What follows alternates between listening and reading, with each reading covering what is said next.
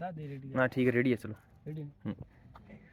नमस्कार भाइयों और बहनों, मैं फरमान खान और आज हमारे साथ हैं ठाकुर शमशेर बालू खां। इनको कौन नहीं जानता, सब लोग जानते हैं। ये हमारे पूर्व विधायक बालू खां जी के पुत्र हैं और इनको राजस्थान का गांधी के नाम से भी जाना जाता है। तो आज मेरे लिए इनके पास 3 सवाल हैं जिनका हम इस वीडियो के माध्यम से जानने का प्रयास करेंगे। मेरा पहला प्रश्न आपसे ये है कि क्या आप ये यात्रा चुनाव के लिए या फिर अपने किसी निजी मकसद के लिए निकाल रहे हैं? चुनाव से इस यात्रा का कोई मकसद नहीं है। इस यात्रा का पहला मकसद है कि भारत जोड़ो यात्रा 8 सितंबर को शुरू की गई थी और उसकी बरसी कुछ लोगों ने 100 कदम, 50 कदम, 100 मीटर चल के बनाई और हम पूरे, राहुल जी ने पूरे भारत की भारत जोड़ो यात्रा की।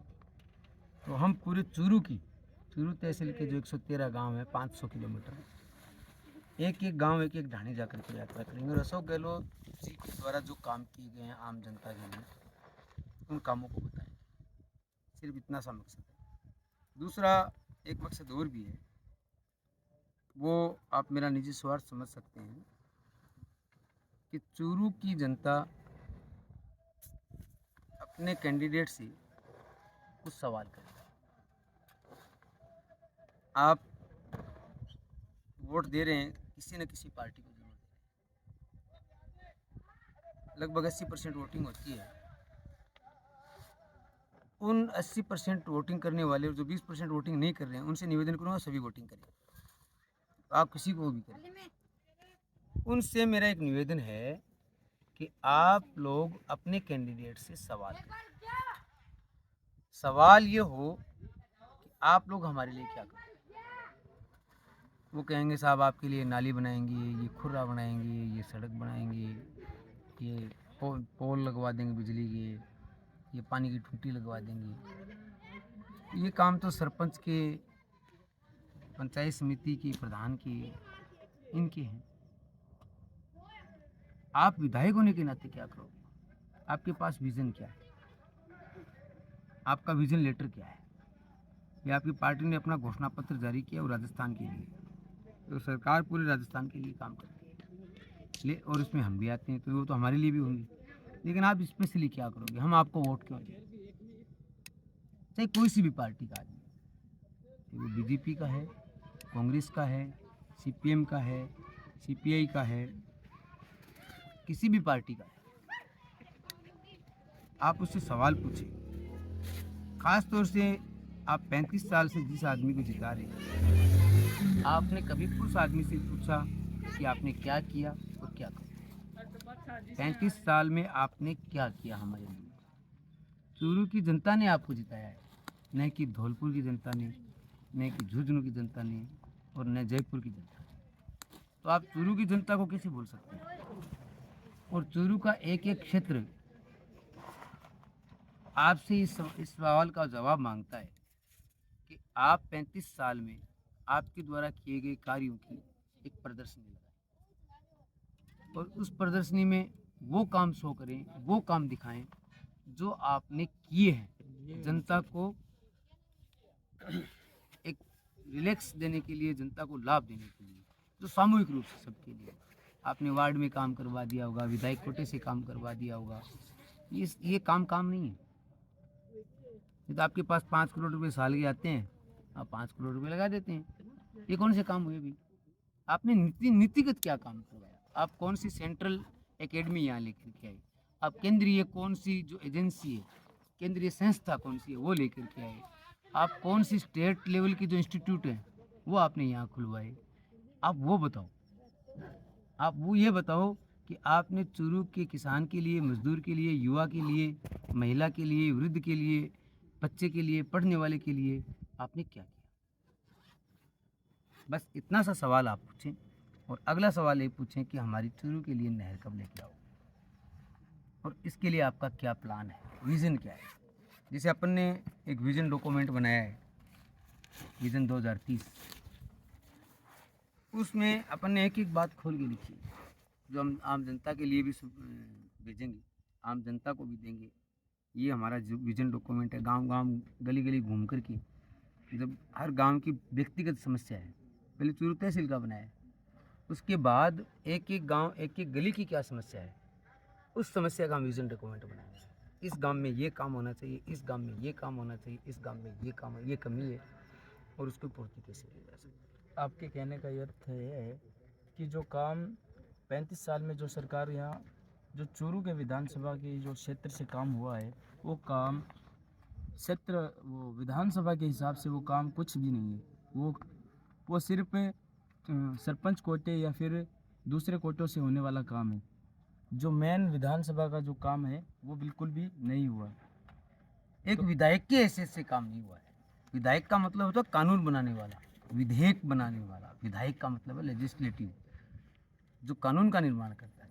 आपने चूरू के लिए कौन सा निर्माण किया?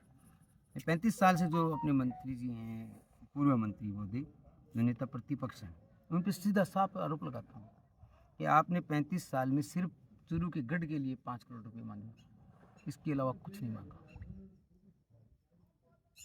तो इस सवाल के बाद मैं आपसे एक और सवाल पूछना चाहता हूँ कि अभी आपने 1 तारीख को रिटायरमेंट भी लिया है। सरकारी जो आप काम करते थे वो छोड़ के आपने जनता के भले के लिए, जनता के उद्धार के लिए आपने अपनी नौकरी को त्यागा है। तो कहीं ना कहीं विधानसभा क्षेत्र कांग्रेस से आप टिकट के उम्मीदवार भी हैं। तो हम ये जानना चाहेंगे, अगर आपको टिकट नहीं मिलती है तो आपका क्या क्या सोच रही है आपकी? बिल्कुल, उम्मीदवारी तो अपन ने दी है, इसमें क्या कहना है। उम्मीदवारी बड़ी ज़ोर शोर से दी, और ऐसा भी नहीं है कि अपन कमज़ोर उम्मीदवार हैं या ऊपर अपनी पहचान नहीं है। लेकिन टिकट के लिए दिल्ली या जयपुर के चक्कर लगाने की बजाय आप जनता में जाएं। जनता का मैसेज जाएगा सरकार के पास, 100% जाएगा। जनता कहेगी कि ये होना चाहिए, आज नहीं तो कल कहेगी। और अब अगर सरकार कांग्रेस पार्टी किसी को भी चुनती है, वो मेरा नेता है, मैं उसके साथ रहूँगा।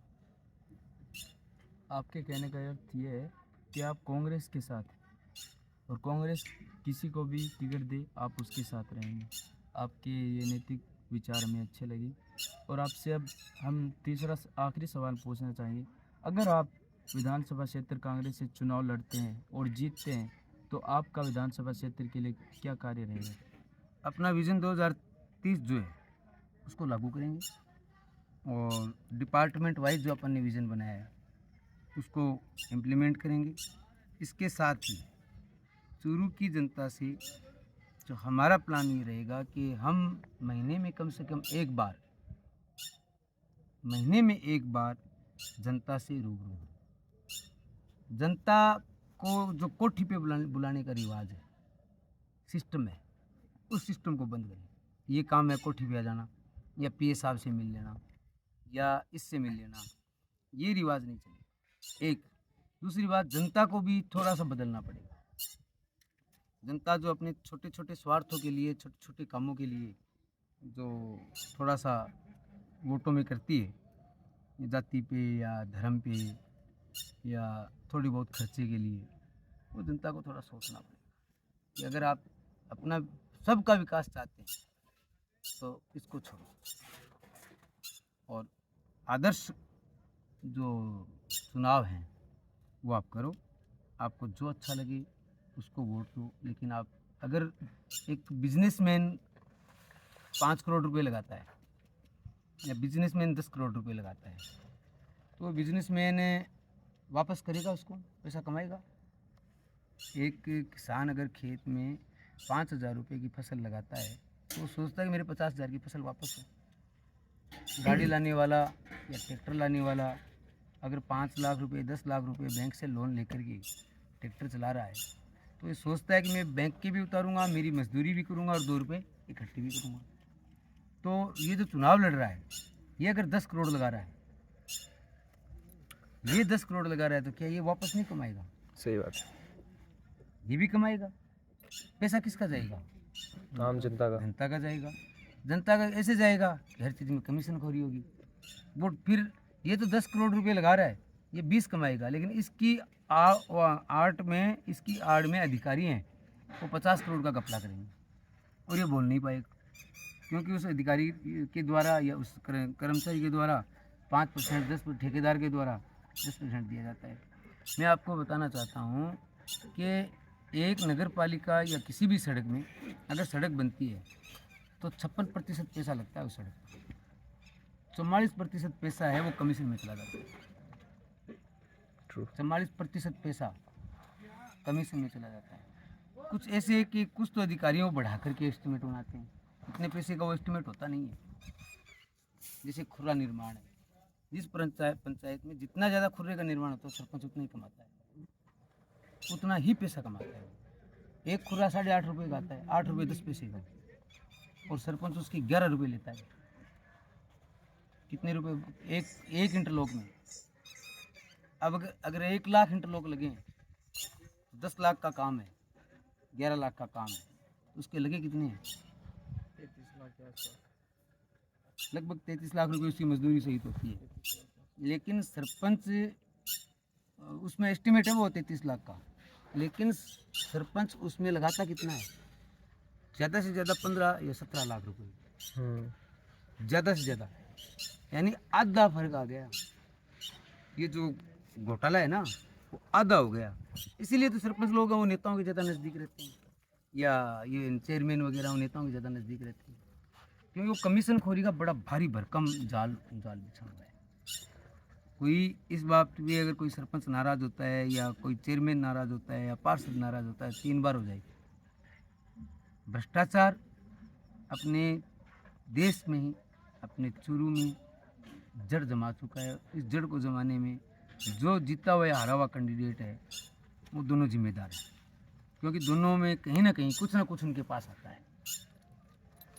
ये बड़ा आरोप है मेरा, और ये जनता को सोचना चाहिए कि अगर मेरी गाड़ी में कोई फ्री में पेट्रोल डलवा रहा है तो क्यों डलवा रहा है? मेरी गाड़ी में कोई फ्री पेट्रोल क्यों डलवाएगा? उसको कोई ना कोई स्वार्थ है। जैसे अपन चल रहे हैं तो अपन फ्री में नहीं चल रहे हैं, अपना भी स्वार्थ है कि अपना नाम हो, ये एक स्वार्थ है, नाम हो, तो लड़ाई लड़ी जाती है स्वार्थ के लिए, अपना भी स्वार्थ है। मैं तो एक ही बात कहना चाहूँगा कि आप लोग कमीशन खोरी इसको बंद नहीं कर सकते जब तक कि आप एक ईमानदार नेता को नहीं चुनते। ईमानदार नेता आएगा, कमीशन नहीं लेगा तो अधिकारी हैं वो कमीशन नहीं ले पाएंगे। और 100 रुपये के 100 रुपये, राजीव गांधी जी ने कहा था कि 100 में ऊपर से 100 रुपये भेजता हूँ, जनता में 20 रुपये लगते हैं, 80 रुपये कमीशन में उड़ जाते हैं। आप क्या मानोगे? नरेगा में सरपंच के द्वारा एक खंडवा से आते हुए मुझे एक काश्तकार ने बताया कि 3,33,000 रुपये कुंड और ढारे के पास होते हैं, और सरपंच 1,70,000 रुपये देता है। बाकी पैसे कहाँ गए? 3,33,000 रुपये कुंड के और ढारे के आए, और सरपंच 1,70,000 रुपये दे रहा है। बाकी रुपये कहाँ हैं? बहुत ज़्यादा हैं। अगर 100 ऐसे कुंड आ गए एक पंचायत में तो कितने रुपए हो गए? 1 करोड़, 1.25 करोड़ के करीब, 1 करोड़ के आसपास, 1.25 करोड़ के आसपास रुपए हो गए। सरपंच ने कमाए हैं, वहाँ के प्रधान ने कमाए हैं, बीडीओ ने कमाए हैं, कैशियर ने कमाए हैं, जेटीओ ने कमाए हैं, जेईएन ने कमाए हैं, क्लर्क ने कमाए हैं, जिला परिषद ने कमाए हैं, प्रमुख ने कमाए हैं, और जो कड़ी है ऊपर तक सब ने कमाए हैं। पैसा बंट गया। पैसा किसका था? किसान का था। पैसा किसान का था। ये बड़ी सोचने वाली बात है। मुझे बड़ा आघात लगा ये सुनकर कि मुझे पहले पता नहीं था। फिर वो कहते हैं साहब ये वो पैसा इसलिए नहीं दे रहे हैं कि वो कह रहे हैं कि तारबंदी करवानी पड़ती है। तारबंदी का कितना पैसा लगता है भाई? और 1000 पौधे लगाने पड़ते हैं। 1000 पौधे कितने रुपए लगते हैं? 5,000 रुपये। एक 5 रुपये का पौधा है, 1000 रुपये किराया कर लो, 6,000 रुपये। बड़ा भारी गपलेबाजी एक मामले की है। ऐसे कितने मामले हैं? ऑफिस में इसके पैसे आते हैं एडवर्टाइजमेंट के। एडवर्टाइजमेंट का 1 भी रुपया नहीं लगता, और 50,000, 60,000, 1-1 लाख रुपए अधिकारी बिना किसी प्रकार के एडवर्टाइजमेंट के बिल, सूखा बिल बना करके उठा लेते हैं। ये शुरू में ऐसा हुआ है, हमें पता है, लेकिन अब करें क्या? आपके कहने का अर्थ ये है कि जो ये घूसखोरी चल रही है आप इसको मिटा देंगे। कहने का अर्थ ये है कि आप इसको, अगर आप विधायक बनते हैं तो आप कितने सालों में या कितने दिनों में इस घूसखोरी को, इस जिस तरह पीएस से बात करना या फिर कोठी में बुलाना, गाड़ियों में चढ़ के जाना, सुरेंद्र, ले बात पर एड्रेस बताइए। गाड़ियों में चढ़ के जाना, उस चीज़ के लिए आप कह रहे हैं, तो क्या आप वो ख़त्म करनी? खत्म होने में तो टाइम लग सकता है, क्योंकि जनता को आदत पड़ी है। जब आदत जब तक खत्म होगी ना, लत को मिटाने में टाइम लगता है। शराबी की शराब छुड़ाते हैं तो उसको दवाई देते हैं, और वो 2-3 साल 2 साल छोड़ता है, फिर वो शुरू कर देता है। इसका पक्का इलाज क्या है? ताबीज़ जिसको बोलते हैं ना, ताबीज़ पक्के वाला, वो ताबीज़ करना मुश्किल काम है, लेकिन हो जाएगा, ऐसी बात नहीं। क्योंकि उससे पहले खुद को ईमानदार बनना है। अगर नेता ईमानदार है तो हो जाएगा, कोई बड़ी बात नहीं। धन्यवाद सर। आप